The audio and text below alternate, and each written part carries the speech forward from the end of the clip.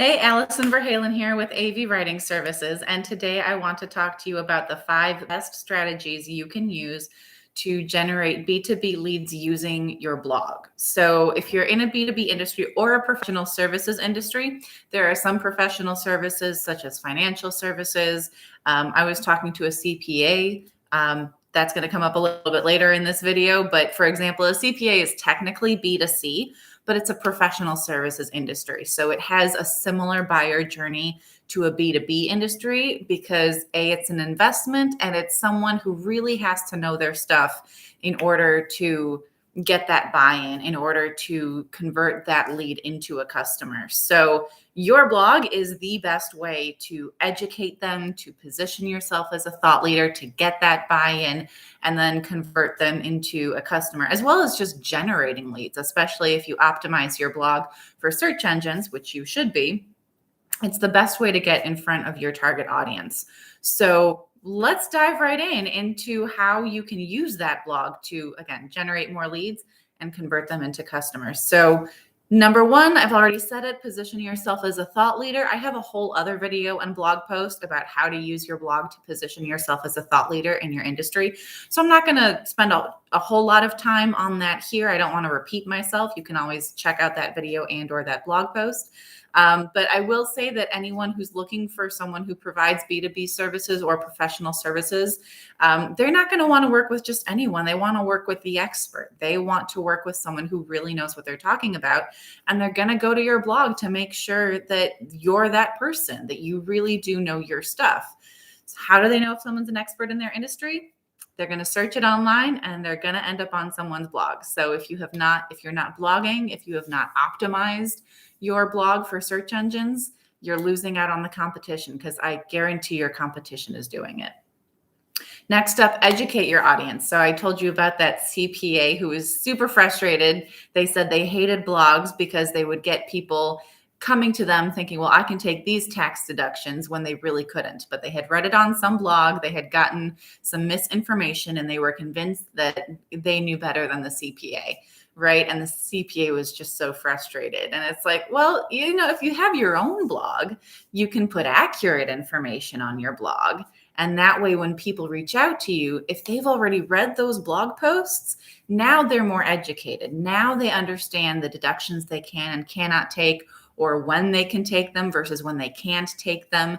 They'll have already gotten that information from your blog. So they're not pestering you with these things that they think they can take when they really can't. And they're not approaching you thinking they know more than you because they read it on some other blog. They are approaching you as you are the expert because they've seen it on your blog. They've gotten all this information from you. So blogging is a really great way to educate your audience so they're higher quality prospects before they even reach out to you. It's awesome. I've had success with this with my blog where people reach out to me and they say, well, I need these long blog posts because you've told me in your blog that this is where the data is and you've showed me this is how it works. And I'm like, oh, good. I don't have to explain this to you. I don't have to try and upsell you. You already understand because they read it in my blog.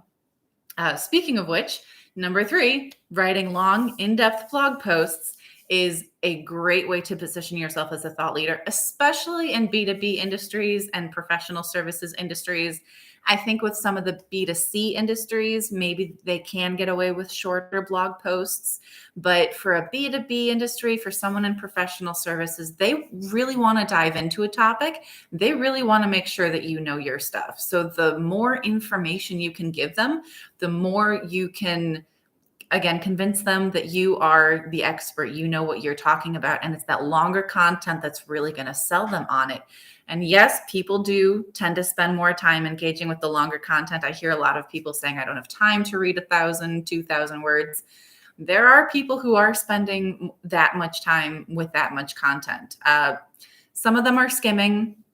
Some of them are just fast readers. I mean, honestly, it's on average, it's like 7 minutes for a 1,500 word blog post. So it's not really that much time. It's not like people are spending all day. They're not spending hours reading this content. 15 words is a lot of time to write. I know personally how much time it takes to write that many words, especially when you're doing the research and everything. that it doesn't really take that long to read that many words. So yes, people are reading the longer content. The data shows that people are spending more time engaging with longer content, which is why it tends to rank on the first page of Google over shorter content. So keep that in mind when you're writing your blog post. People want to get that buy-in, and the longer posts that you write, the more likely you are to provide that buy-in and convince them that you're an expert in your industry. Next up is create blog posts for every stage of the buyer journey. So in general, I do recommend that your blog posts should be catered to people who are in the early stages of the buyer journey. This is where you get a lot of the blog posts that start out how to, or 5 ways to do something, or what is such and such, right? Because people are just starting to explore stuff. That's where they're going online, they're going to Google, they're using these search terms. They want to get a little more information about what something is before they're ready to buy it, right? So I'd say the vast majority of your blog posts should be catered, like 80% of your blog posts should be catered to that audience. But don't forget to create content and create some blog posts for people in the later stages of the buyer journey. If someone likes your content, if they like your blog post, they're going to come back for more, right? Maybe they're signing up for your newsletter. Maybe they're bookmarking your website and they're coming back every week or every month or whatever it is when you're publishing a new blog post so that they can get that buy-in from you.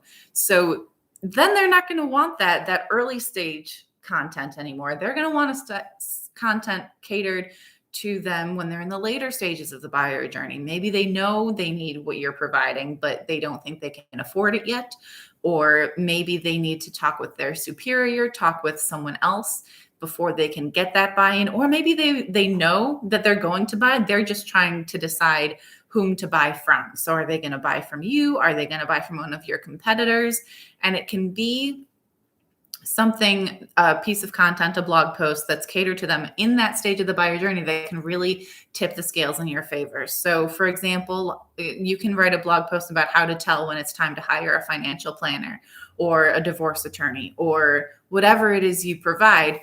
Create a little bit of a blog post here and there that is catered to people in that stage of the buyer journey, because there are also people using those search terms, right? They're going on Google and going, is it time for me to hire someone? How do I know?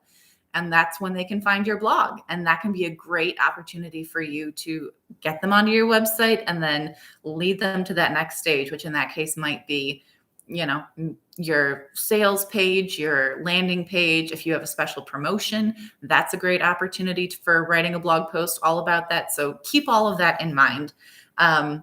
Also keep in mind that other content can be created for people in the buyer journey, in the later stages of the buyer journey. It doesn't always have to be your blog. You can write white papers, you can write books for them, you can create gated content to get some more information from them, get them onto your newsletter, all that good stuff. So keep in mind there's a whole buyer journey involved, and it's not all on your blog, but some of it is going to be on your blog. So really, in order to really get the most out of your blog, you want to write at least a few blog posts here and there that are catered to people in the later stages of the buyer journey. Finally, you're going to partner with an influencer. So while blogging on your own website can be a great way to bring in leads for your business, don't forget that guest blogging is also a great way to increase your visibility organically. So you can write a post for someone else's blog. That gives you the chance to show off your expertise to a whole new crowd. If they already have an established audience and you get up on their website, now you're getting in front of their audience. And they're going to promote you, right? They're going to promote you on their newsletter and in their social media. It's a great opportunity to really improve your visibility. And it should work for them too, because you should be promoting your guest blog post on their website, in your newsletter, and on your social media channels. So it should be a win-win. And don't forget that you can then invite that person to write for your blog. So you don't have to try and figure out how you're going to find time to create a blog for your website and for their website and do everything else you have to do for your business. You can just write a blog for their website, have them write a post for your blog, and then you cross promote, you both link back to each other's websites. That's going to improve your SEO as well as your organic visibility, because if people already know and like that influencer and then they see you on their website, there's a buy-in factor there. They've seen that this influencer, someone they already know and trust, has given them has given you the seal of approval, basically, by inviting you onto their website and having you blog for them. So that is a great way to improve your visibility. So do not miss out on that opportunity. So that is it. So don't forget that most of your target audience is using Google to look for services you provide. And one of the main factors that Google uses to determine your search engine rankings is whether you can be considered an authority in your area of expertise. And that comes through blogging. The more content you create that's catered to your audience, the more likely Google is to figure out that you have valuable content, that you are catering to a specific audience, you've got the right keywords.